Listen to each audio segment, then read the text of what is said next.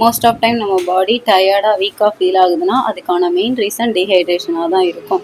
So இதை over come பண்ணுறதுக்கு first மைண்டை வந்து ரிலாக்ஸ் பண்ணணும். ஸோ மைண்டை ரிலாக்ஸ் பண்ணுறதுக்கு சாங்ஸ் கேட்கலாம், இல்லை வாக்கிங், புக்ஸ் ரீடிங்னு ஸோ நிறையா இருக்குது. உங்களுக்கு பிடிச்சதை வந்து சூஸ் பண்ணிக்கோங்க. நெக்ஸ்ட்டு வாட்டர் இன்டேக் நிறையா எடுத்துக்கணும்.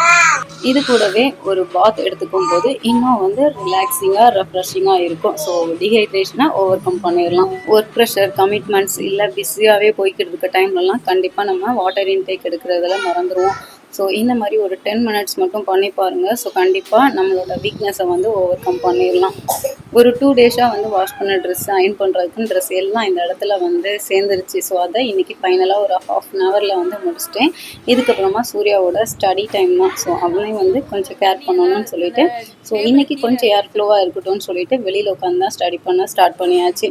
ஸோ இந்த மாதிரி பண்ணிக்கும்போது ஹோம்ஒர்க்கும் கொஞ்சம் இன்ட்ரெஸ்ட்டோடு தான் பண்ணலாம். நாளைக்கு வேறு வீடியோவில் பார்க்கலாம். பாய்.